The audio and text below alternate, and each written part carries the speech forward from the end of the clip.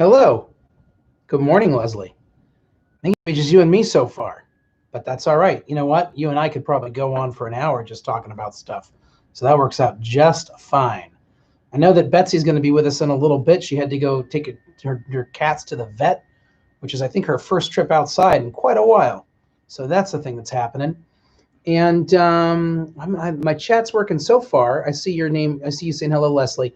If you want to say anything else, I'm going to see if there's a way that I can make sure I hope it's continuing to work. Let's put it that way. And find out. There we go. So yeah, say anything else if you want to, and then I'll know that this thing's actually working. Today is a good day. Beautiful weather. Life is happening to people, and this country's super interesting to live in. How about that? That's a thing to say. I don't have any questions yet today. And I'm wondering, should we keep doing this thing? I hope that we do. I enjoy it quite, but I don't know if I'm just talking it.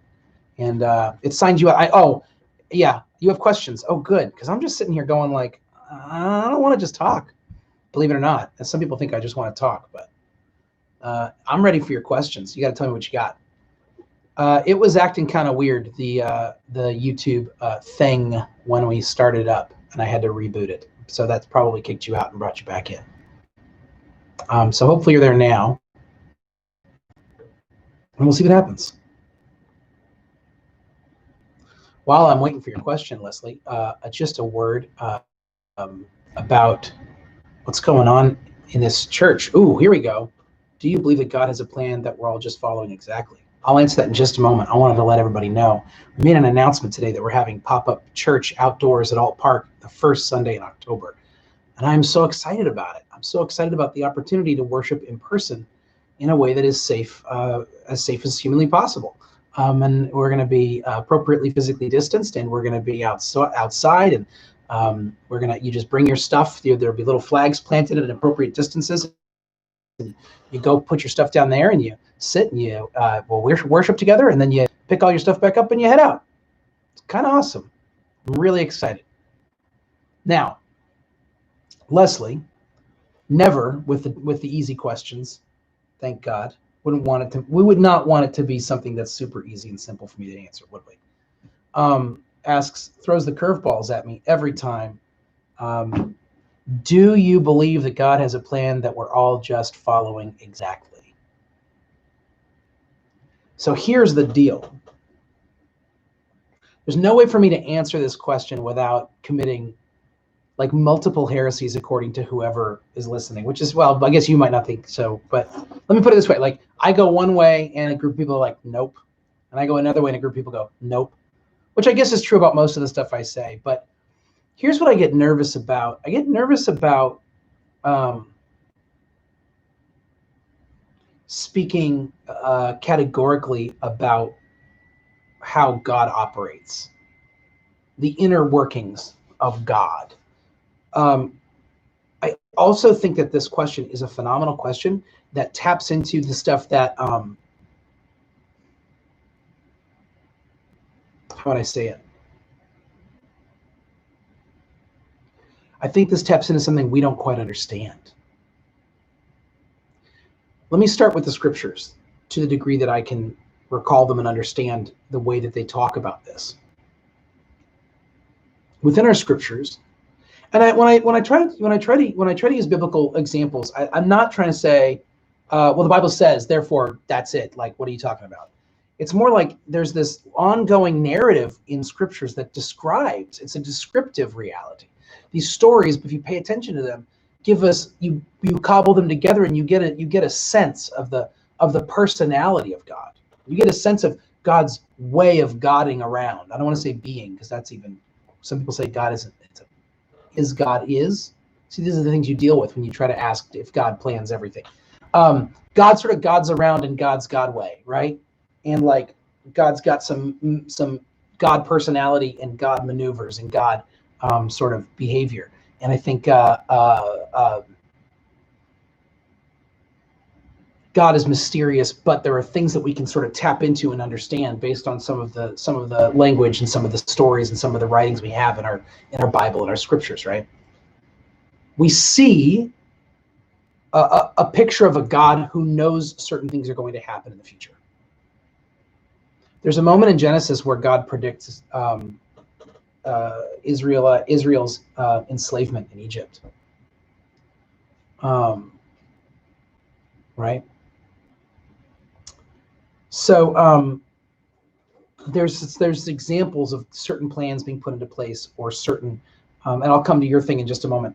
Certain plans that come into place, or certain things that God sees ahead of time. People always try to picture this idea of, like, let's say this pen is like time, and I'm trying to think about what you would see. So this is the beginning, and this is the end. I hope that's not backward for you. Beginning and end. And if that's the case, then, like, we think, like, well, can God see over here? But only because we're inside this timeline would we have a problem with that idea. If God is outside of it and around it, God could see the whole thing at once. That's the kind of argument for God knowing everything that's going to happen. Not only knowing it, but perhaps then the question about did God. So then people say, if God knew it and God's the one who created everything, then God also made it happen. That was the sort of Calvin, as far as I understand Calvin's understanding of that, and maybe Augustinian understanding, is the very fact of God knowing all of it, and combined with the fact of God creating the world and then knowing how everything's going to happen, then it necessitates that God actually plans it, and we're just kind of living into it. But then we have all these things that happen that grieve God. Why would God create a situation that pisses him off? Why would God do things and then get upset by them? Why would he set up this perfect system? I'm sorry for using the he. It's my it's my habit. I'll try to break it. I'm trying to break free of it, but I still find the personal pronoun easier sometimes than God. And I'm thinking about switching to they, but we'll get there one thing at a time. Okay, give me some time. I need to I'm trying. It's progress. I like they, but I'm not there yet. I've got work to do before I can change it fully in my mouth and in my head. So I'm working. Just know that I'm a work in progress. I'm working on my personal pronouns with God.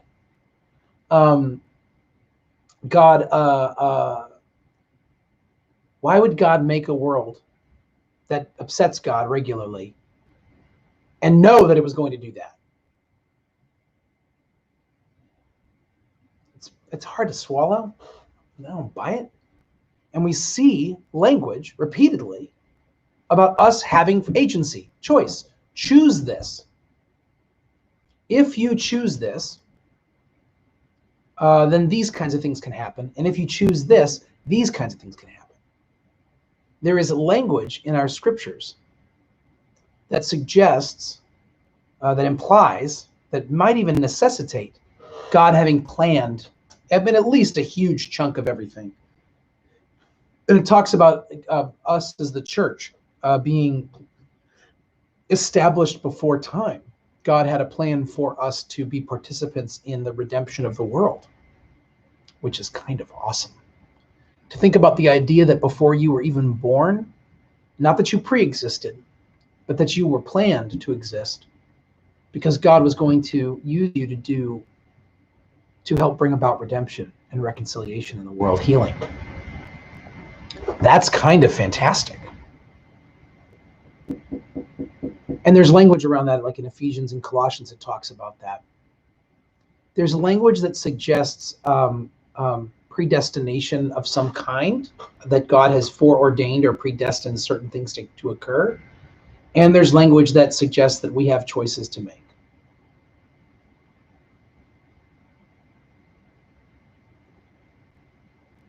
So what do we do with that? Like, what do we do with that? I'm sure that there are people who've worked out a system that is airtight for them. Or I shouldn't say that, is at least coherent. Okay? We can't always promise that something's airtight, but we can promise that it's coherent. We can make a coherent narrative. You could make a coherent narrative in which God sets up a preordained reality in which you have choice. He just happens to know all the choices you're going to make, or something like that. Okay. The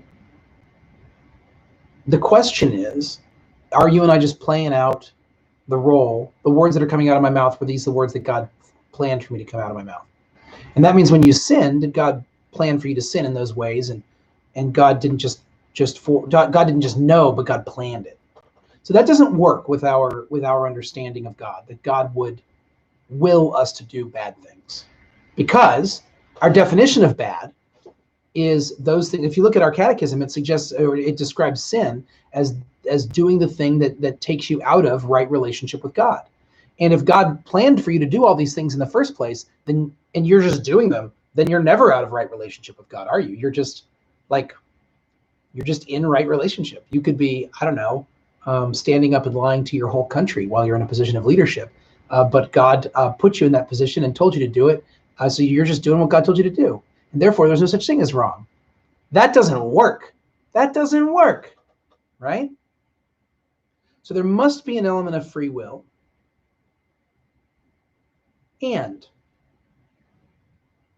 I want to throw one more wrinkle in here while I'm pontificating about this, Leslie, because I go all around with this one. This is one that I think about a lot, actually. Can you imagine, like, I just sit around thinking about this? It's like, man, get a hobby. Although I've been baking a lot of bread lately, and so that makes me think about the nature of predestination a lot less, because I'm mainly just making bread, and then I don't have to think about preordained things and God's will. Makes it easier. Okay, just thinking about gluten mostly. Just sitting around thinking about gluten. So I don't get any headaches. No, not since I've been making bread. No headaches since bread. So anyways, okay, here we go. God. What was I going to say about God? I was going to say this. I also don't buy that God doesn't know everything. So some people, and this was popularized by really by baby boomers, sorry to say it any other way, but theologians who sort of in Western Christianity who couldn't handle mystery. That's rude. I'm trying not to be rude, but okay. By folks who were trying to work all this thing out, and they said, well, God must not know. God doesn't know, and God has no control over certain things. That really doesn't work with the biblical narrative. It just doesn't. The idea that God has no control and that God is just sort of a passive observer. Like the flood example that you give, Leslie. People would say that, like, that's the story of a God who's like trying stuff out and it didn't work, and then is like, oh, well, that didn't work. Shucks. Well, never going to do that again. Well, I wonder what this will work, or something like that. That doesn't like fit my, like, it doesn't work as far as I can understand with the rest of the stories that we have around God. That God's just tinkering, that we're the laboratory, that the relationship with us is just the experiment, you know? So is God must, if he's all powerful and all knowing, and also has given us some kind of agency and freedom. This is really complicated and maybe even messy, which leads me to believe it's closer to the truth, frankly, because when things are really neat and clean and easy to understand, that makes me very itchy. I don't buy it.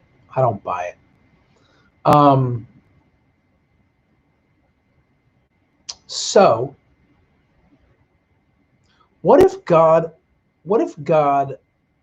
predestined or preordained certain realities or certain aspects of the story, like a game plan, with the acknowledgement that people are going to be people? What if God's plan is to reconcile all of humanity to God, and that what we are predestined towards is in eternal life, love and true, honest, pure, holy love for eternity. But how we get from here to there is something that God has allowed to be an interaction, right? Rather than something we just play out, there's room for improv. There's room for audibles to be called. There's room for interaction and relationship, because God is relationship. God is Father, Son, Holy Spirit, which is an eternal relationship. And if God is inviting us into relationship with God, God is inviting us into relationship with a creature. No, God's not a creature, so I apologize for that. God's inviting us in relationship with a being, with a God that is eternally in relationship. So we are in relationship with one that is essentially relationship in its own way, in God's own way. So then relationship becomes the key.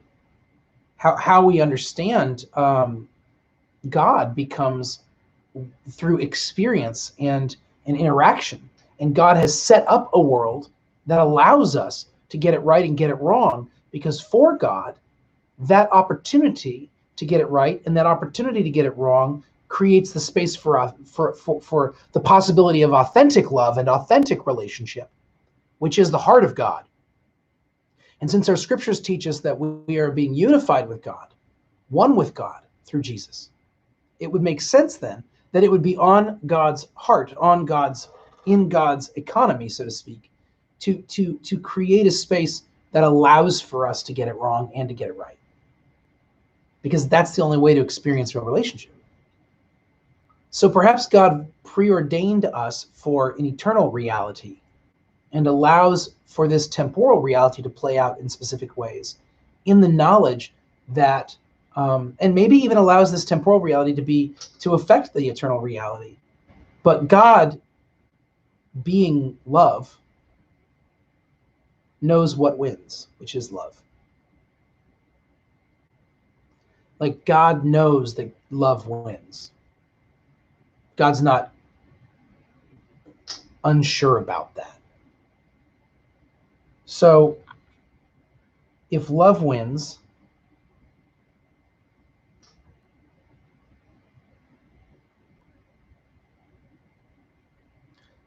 and God knows it, then even if God allows for all sorts of things to happen that don't fit within that, God knows the outcome. Because how could the outcome be anything else?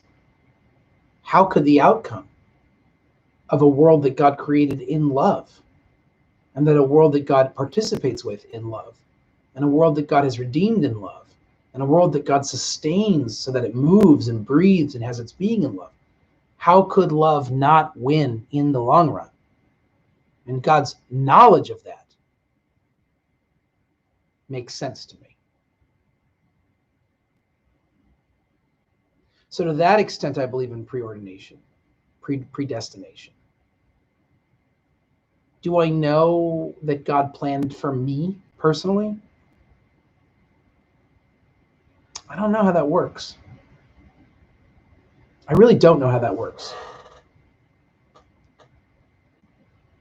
That's the part that gets me muddled up. I think about things like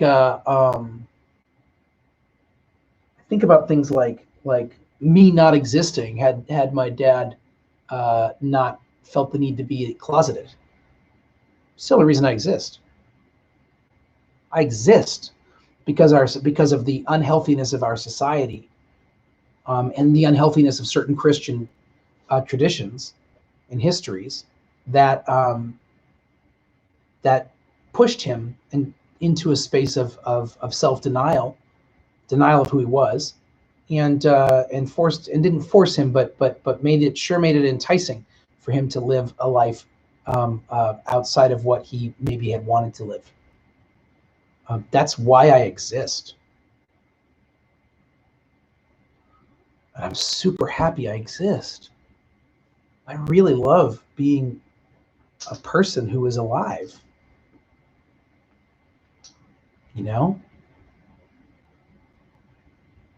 So that's where a lot of my struggle is with the concepts, so I don't know if God planned for me, but I know that God has plans for me.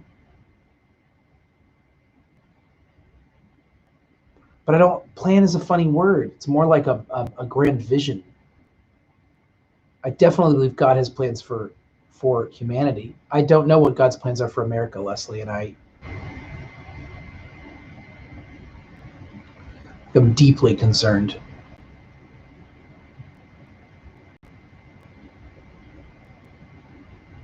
I'm not really worried about humanity, actually. I'm worried about Americans, but I'm not really worried about humanity. We might be too violent to get to keep going. Americans. We might be too consistently divisive and mean and greedy. I hope not. I hope not. I hope there's a way forward for us. I really do. Because there's so many beautiful things I love about our country and about the people here.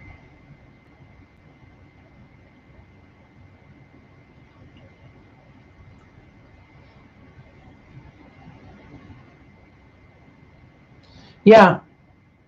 Leslie says it's scary down there. I sometimes feel guilty because I got out and I can't get all my loved ones out. I was talking with a friend about this who's really genuinely scared for his himself and his family. They're Jewish, and he wonders, will there be a place for Jews in America?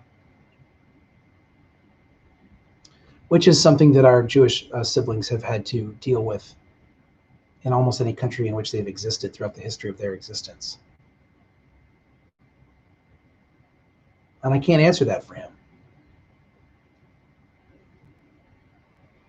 I know that historically, guys like me have benefited from whatever the system might be. Benefited in earthly current terms. Benefited. It's been horrific to our souls, but has lined our pockets and given us great privilege and generational wealth. Cisgender, heterosexual, white, male, Christian, married, kids. I mean, come on. I don't have a white picket fence. I have a split rail fence, but come on, little dog. I mean, it's like this country was made for guys like me to be okay. And I think for people like me, it's our job to stick around here and make it better for your trans friend and for my Jewish friend and for anyone that we can. I actually don't think I can leave. I mean, I could leave. I'm exactly the kind of person who could get a visa somewhere and get a job somewhere and go find another way to live somewhere else. But I don't think I can leave. I think I gotta be here and allow my destiny to be linked to the destiny of this country, and hope and pray that it's a good destiny, but also work like heck to make it so. I'm not really sure what else there is anymore, or that there was anything else besides that. I just didn't know it. But like the work to take care of each other, to love each other, and to create a kinder and more just and equitable community reality. I'm not sure what's more important than that anymore. And I'm not sure why I thought other things were more important. But our current context has certainly put things into perspective for me.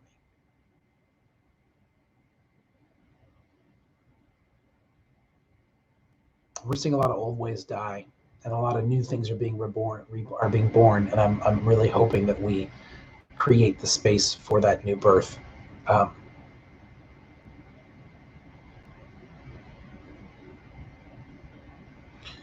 If love doesn't win in America, then America won't win. But America won't survive it if love can't win. But love will win in the great economy of God. And in the great timing and place in God, love wins. And so maybe we become a cautionary tale and also an exciting tale for people to tell about some of the really beautiful, amazing things that a country could do, and also some of the ugly, terrible things a country could do, and that people could be capable of both. That's something. That's something. I wish it wasn't so heavy right now. Earlier, Leslie said, I was thinking about the flood recently because honestly, it might be nice if a bunch of water put out the literal fires that we have set on the world, but why would God need a flood if there's a plan?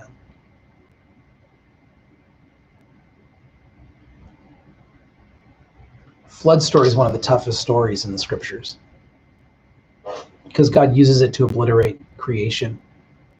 It's a story of God saying, I don't think creation's worth it.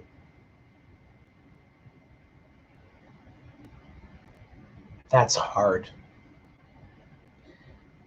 It's one of the main stories that people use when they say God can make mistakes. And again, I don't think that doesn't work for me.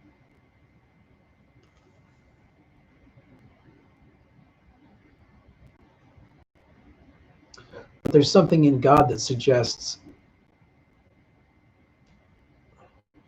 even within God's utter despair for us, there is hope. Because the God who says, I'm going to blot it all out, says, well, I got to save a family and two of every kind. The idea then being that even when God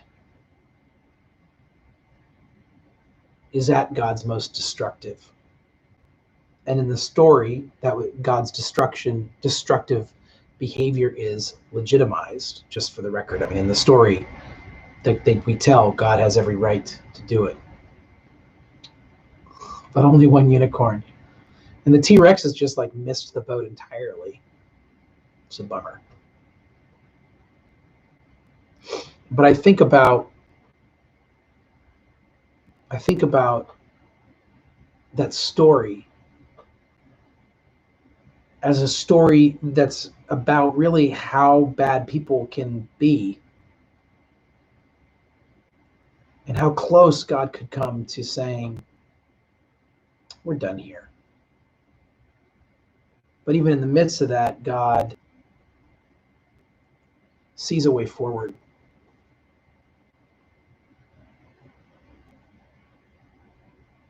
Not without a cost, but yes, there's hope. The flood story is tough. It's one of my favorites because it's so tough. I like the things that are really hard. I like the stories that make you like wonder what the heck is going on with God and why we would read these stories, like Abraham being told to kill his son, and the crucifixion and Revelation. Things like that are sort of my favorite because I think when you actually stick with them, you find things that are pretty amazing. Pretty amazing.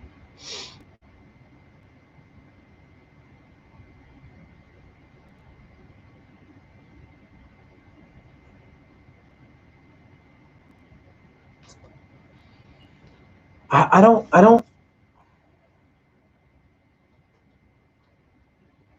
I think one of the things that's the hardest right now is the number of people who insist that everything's fine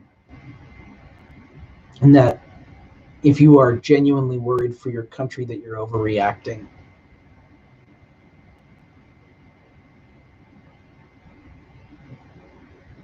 People who insist that this virus is not that big a deal, and so if you are acting like it's a big deal, then you're overreacting.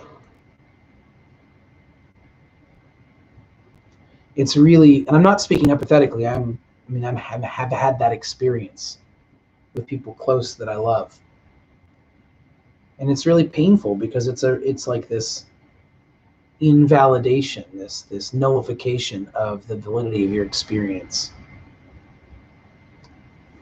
That doesn't work for me.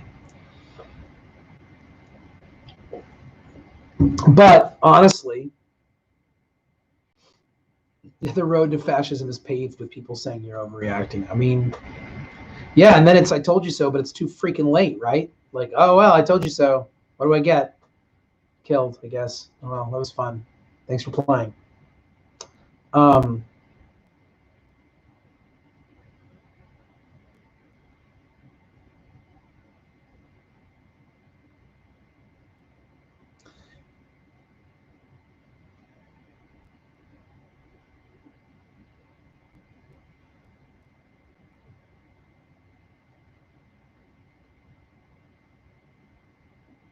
I really want to figure out how to love people and how to live into the love for which we were made in the midst of these radical differences in belief and existence. I just, this is the work for me. This is the hardest work. I don't know how. I don't want to walk around angry all the time. And I don't want to live life in constant judgment of others for thinking differently than me.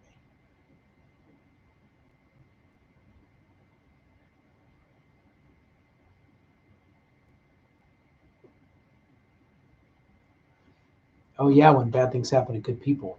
I know the name of the guy who wrote that. It's not Bloom, is it?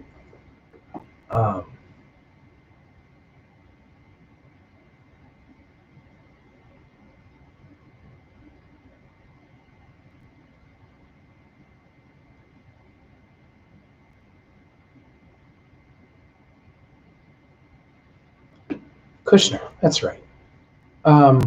He died recently, I think, last couple of years. I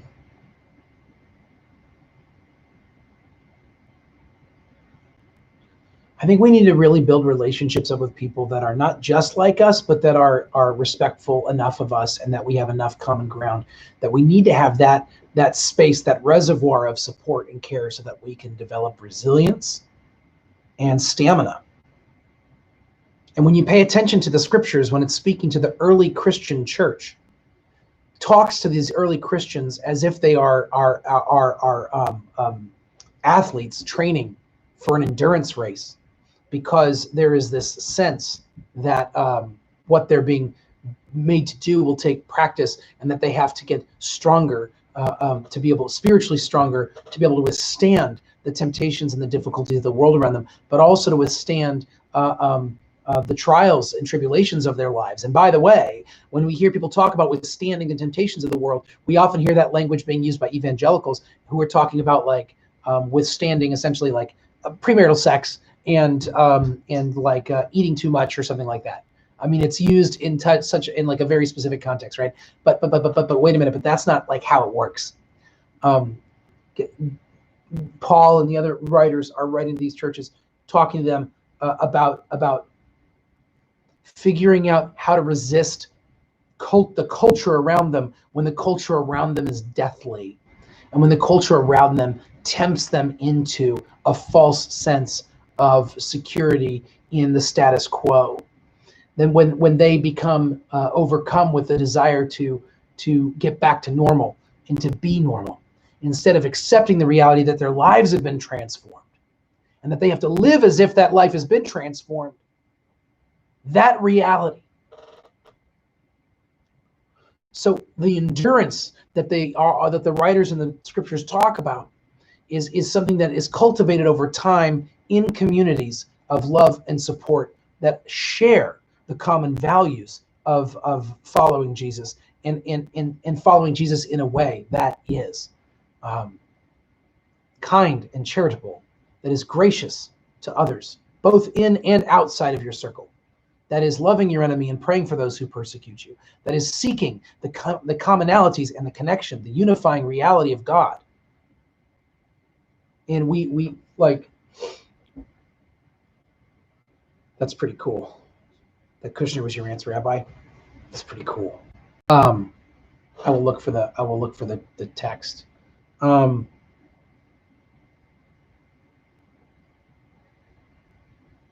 that we would, when we talk about what is our part in this, Leslie, and maybe it's great for you to not be in the States right now, because it gives you a chance to rest, and it gives you a chance to breathe and to figure out who you are, and develop the strength that you need, so that when the time comes, you'll have the opportunity to step into the breach and help others who need it. This is a good thing, you know. You've struggled. You've been given so many struggles, and so many people have, and having an opportunity to sort of step away and breathe, Not that you can fully ever, not that we could ever separate fully from our troubles. That's not possible, I don't think. But that there might be some space to not feel like you're in the pressure cooker. That's a good thing. And then, frankly, guys like me need to be in the pressure cooker.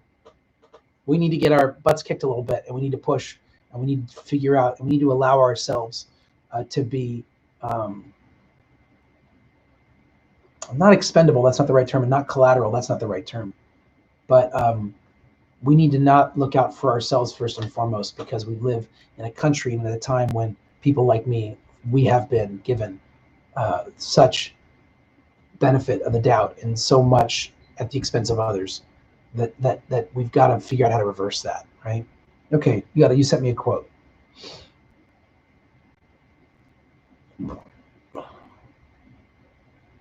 Do I start with I can worship? I can worship a God who hates suffering but cannot eliminate it more easily than I can worship a God who chooses to make children suffer and die for whatever exalted reason. The painful things that happen to us are not punishments for our misbehavior, nor are they in any way part of some grand design on God's part, because the tragedy is not God's will. We need not feel hurt or betrayed by God when tragedy strikes. We can return to him for help in overcoming it precisely because we can tell ourselves that God is as outraged by it as we are. So the dilemma, I love that stuff. The dilemma that we continue to face is this thing more powerful than God? Because if it is, then how can we trust that God will help us overcome it? And if it isn't, then why hasn't God overcome it already? That's the tricky part for us. But that's systematic theology stuff, and that stuff can get your head spinning. The reality is we are trying to cultivate a life in which we seek out God's help and relationship with God, and that we don't resent or blame God when bad things happen, but that we seek God's comfort and understanding, and we seek to see things through God's eyes when these things happen. So that works in a lot of ways. Yeah. What other questions you got, Leslie? Might just be you and me today. Some other people will watch it later and be like, it's the Leslie and Phil show. But in the meantime, yes, I think that that so much of why we're here is to support each other as people. Why we're put on this earth is to support each other. And this world needs more people who are willing to do that. That's what it needs, for sure. You know? So that's where my heart is. I'm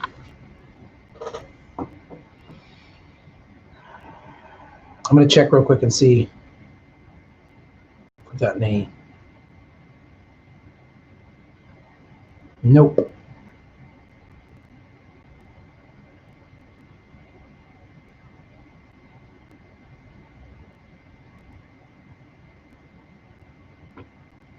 Are you sniffling because you teared up? Do I score a point? I'm sniffling because I got a little sniffle. But no, I didn't tear up this time around. I don't know how many times you've made me cry. I'll cry. I'm a crier. I'm surprised that I haven't cried during this. It's probably just my mood today. I'm probably too tired to cry. Usually it's the other way around, right? You're just like so tired that crying is just part of the deal. I think I'm the opposite. Like I don't have the energy. But I know I got like not a runny nose. I know it's probably the Rona. I know you're not supposed to joke about that. I'm sorry. But I'm probably okay. I think I just a seasonal thing going on here. Yesterday I put on this sweater that I hadn't worn in a year, and we moved and it was like all boxed away. And I put on this sweater and I came to work and I was sitting here and I just started I was on the phone and I started getting all started sneezing and coughing and my eyes started itching and I was like, this is it. It's fine. It's happening. The Rona's happening to me. This is it. And then all of a sudden I was looked at my sweater and I was took my sweater off and threw it over the other side of the room. And 30 seconds later I was fine. And I was like, ugh, I gotta throw that sweater away. Theoretically I could just clean it. But I was like, I'll just throw it away. It's a bad attitude. Leslie says, on lighter topics, you've talked about how you grew up in a different church before. When and how did you find the Episcopalian ideologies you have now? So this is an interesting idea. That I was invited to come to an Episcopal church. I left church when I was 16, and I stopped going altogether, and really wasn't sure if I was Christian, and wasn't sure if there was a place for me in the church, or if there was a place for the church in my life. And there certainly was not a place for the church in the church that I had attended, and the life I was living then. And I did not find myself to be belonging there. So I wandered the desert for 7 years, and then I realized at some point, I remember the point, but I realized at some point when I turned 20, around that time, I was about 20, I was about halfway through being 20 years old, and I realized that I believed in God. And then I was like, okay, well, cool, I guess, and specifically like Jesus, like that I believed in the Christian God. And I was like, okay, I guess I'm a Christian, because I wasn't really sure, and I didn't know if that was a good idea at all to be one of those. And I'd had such experiences that led me to believe, well, this is what Christians are. I'm not that. So I kind of was just like, I guess I'm not Christian, or maybe I am. I was super scared to not be Christian, because even though I knew I didn't belong in that church, I still didn't want to go to hell, which I was convinced I would. So I had to like disengage from that as best I could, that narrative. And I thought, this doesn't work. And I need to allow myself to not know if I believe or not. And eventually what happened was I disengaged from that culture long enough that I kind of moved away from the whole worry about hell thing, and was willing to explore the possibility that maybe there was no God, and all that stuff. And then in the midst of that, I realized that in fact, not that in fact I wanted to believe in God, but just that I believed in God. And so then I was like, okay, so I believe in God, now what? And I believe in Jesus, now what? So I started doing some reading, and I was kind of just being my own guy. And what hit me, I was reading, and this is so stereotypical, especially for like Episcopalians my age, but like I was reading this book, Mere Christianity by C.S. Lewis, and I've read it since, and it hasn't hit me quite the same way it did the first 2 times that I read it, but that it hit me the way that it did was I got it when I needed it. And what it pushed me to realize was that if I believed this, then it had to have an impact on my life, plain and simple. That if I actually believed in Jesus, then it would have to then things had to look different. Not different because I was doing something wrong, just different in the sense of like the same way that if I said that I'm married to someone, then my life should probably be different than if I weren't married to someone. Right? If I say Krista and I are married, but I still live by myself and I don't in any way fashion a life together with her or consider her, and she's not considering me, am I married, really? Right? So if I'm Christian, if I say these things, then what? So I had to start to sort that out, and what I realized was that I couldn't do that all by myself. It took me years to realize, of course I couldn't do it by myself. All of the Christian story is told in community. All of it. The Christian story is a story of community. And really, the story of Israel is a story of community. A story of a people. So, okay, I believe this. Great. And I can't believe it all by myself. So the funny thing is, I at that point I had moved back to California I was living in New England, and I started going back to the church that I had went to when I was a kid, and I knew this is not the right church for me, but also it was the only church I'd ever known. So I was going like, this isn't it, but I got to go somewhere, and it was not for me. I went about every other week for a while, and so great to see people that I grew up with, and I don't resent them. I have great love and affection for that place, but it wasn't me, you know? Yeah, Leslie, you get it. Community is why I came back and realized I do believe, and it's worth it to believe. So that's the next part that I want to say, was you were asking me how it all worked. Once I actually was in the community and living in it, being a part of it, it helped me understand my belief and articulate how important that was to me. So that when people are like, I don't believe in organized religion, I'm like, Well, first of all, I don't know how organized we are, but organized religion is the only kind of religion. I mean, like, in the sense that, well, that's not true. There's all kinds of things that you can do all by yourself, but you could just be religious all by yourself with your own thing and no organization to it, I guess.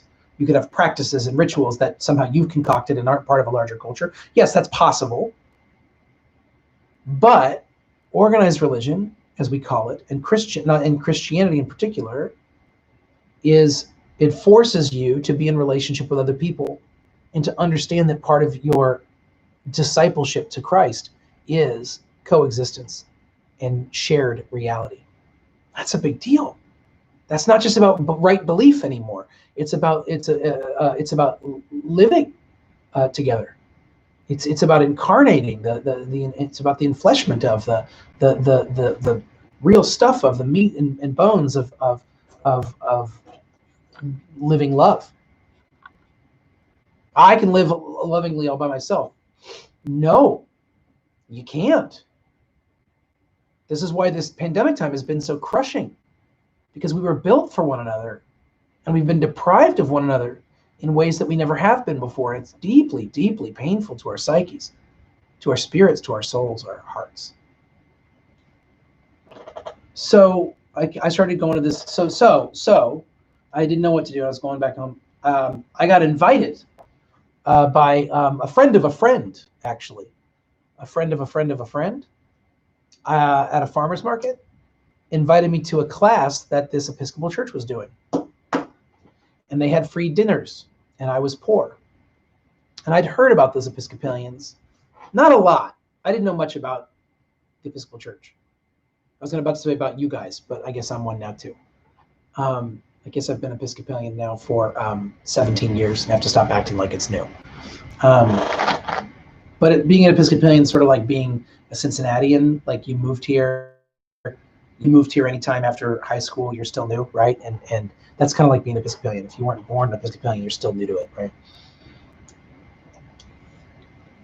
Free food got me coming. The free cookies kept me there. I was poor as dirt and barely surviving in LA, driving down an hour south to get my laundry done by my mom, and my grandma wiring me $100 every once in a while so I could pay my gas, and owing my landlord rent. I mean, all the stuff. That was me, straight up, right? Just didn't have it together, and this place had really good chocolate chip cookies and dinner that I didn't have to pay for. It was pay as you can, and I couldn't, and so I didn't, and they were fine with it. It was amazing.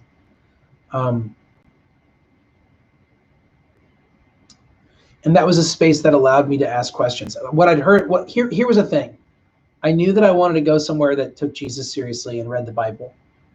And I knew that I wanted to go somewhere that looked more traditional. I wasn't going to do well in a church that was in like in what would have been described as a non-denominational church in California. I would not have done well there.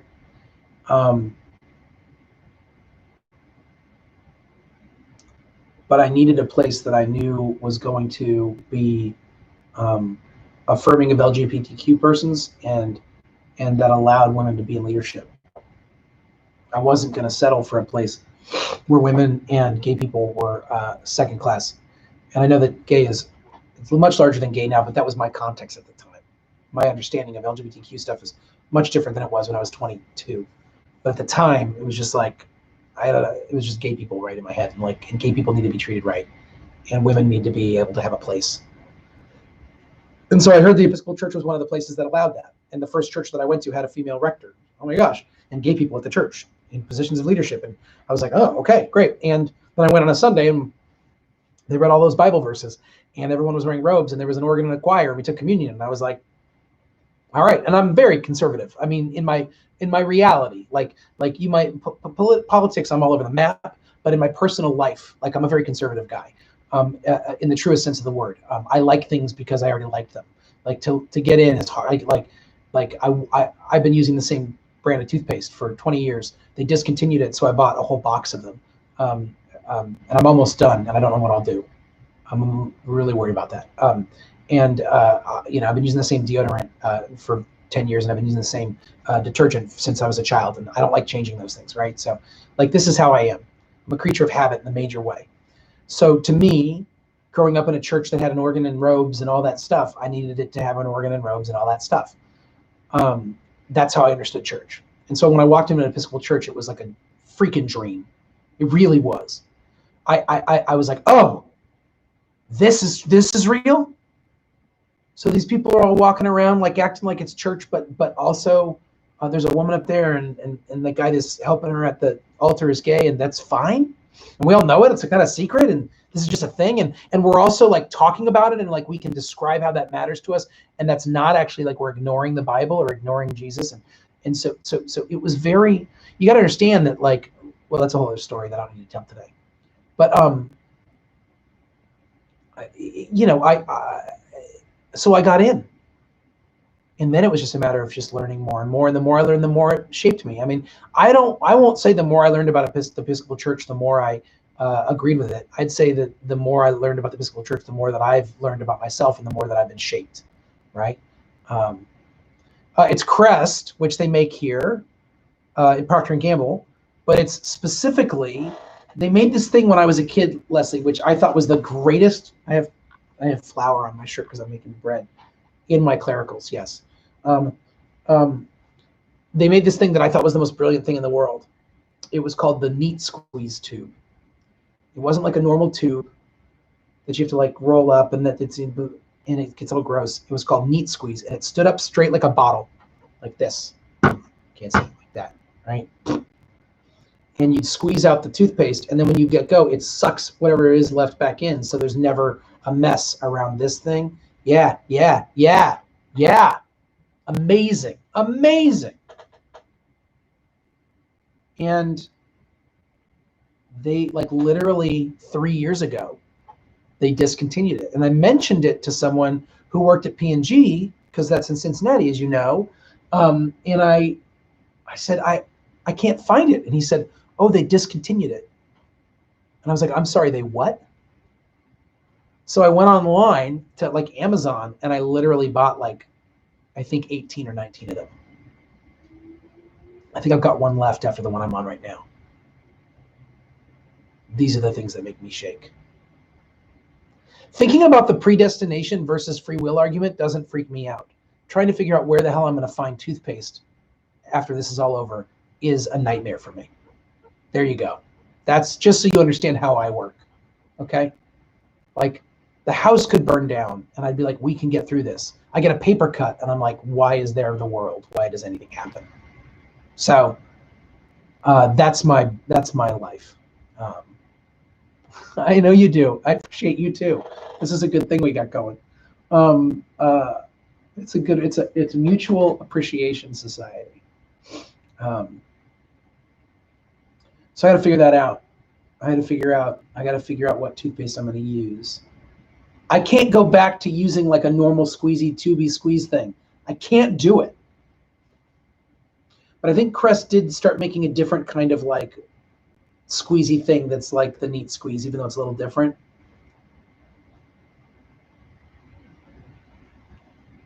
I'll figure it out. I'm not going to use a tube. I'm not an animal.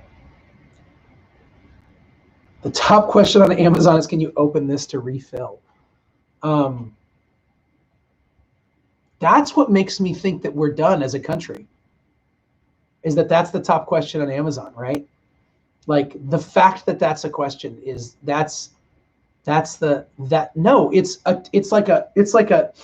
a vacuum air sealed thing that like it sucks it back up. If you can't break the seal. No, there's a bag inside the tube that's like airtight. That's the point. This is why we're doomed, because someone would ask that question. And that it's a top question.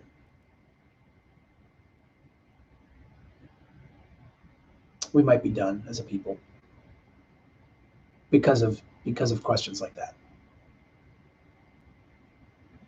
God's got us, which doesn't mean he won't let us all, our country fall apart, but then we'll see what happens after that. That's what's interesting.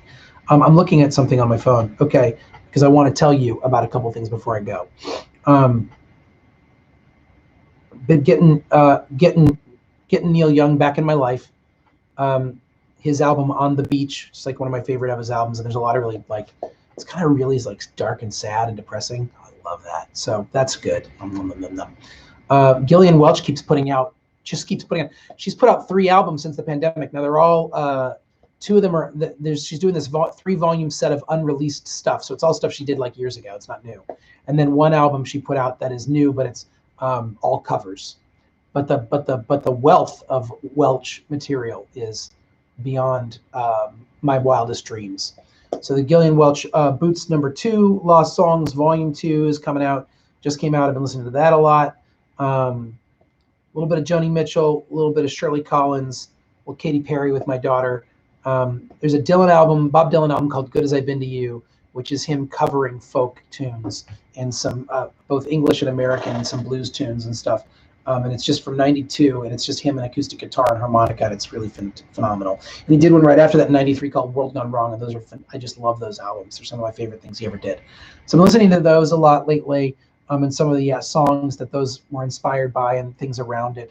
And then I've just continue on my, I don't think I've listened to a lot of Ella Fitzgerald in the last week, but that'll change soon, probably today. And then my friend Brooks created a playlist a couple playlists that he sent me, and I'm checking those out. A lot of Americana and white guy music, but I'm a white guy, so I don't hate it. That's good. It's good stuff. And then what else have I been checking out, y'all? Moses Sumney I mentioned last week, but then the Sudan Archives as well. Sudan Archives is really cool. And I'm trying to see what else I want to tell you about. That might be it for now. Little Django Reinhardt, little Doc Watson this past week. Doc Watson, secretly one of the greatest musicians of our lives. Check him out. All right, I'm gonna go. I know I've got 1 minute left, but now I just feel like we're tarrying, as it were. Leslie, thank you for being with me on this. Let's invite some people to come next week. And if you think of some questions during the week, send them to me so I have some time to sort it out in my head. I guess that's the story. All right. I hope y'all are well. Much love to you. It's been a good day, and I thank you. If you cut the toothpaste bag out and put a new tube into the chamber and caulk it so it's sealed, it might work. So here's the deal. I'm crazy about this toothpaste thing, but I'm not that dedicated. That's the problem. I still worship convenience. So I would, plus I'd someone would find out that I was doing that. And while I'm not embarrassed to say that I bought 18 tubes of this thing, I would be embarrassed to say that I've learned how to seal and refill them. That's a level that I'm not ready to make yet. So, but I appreciate you thinking about it. That's some next level stuff that I really love. All right, my friend, and all those who come and check in on this later on, thank you for being a part of this. Hope to be with you again next week, and we'll talk soon. Have a good week.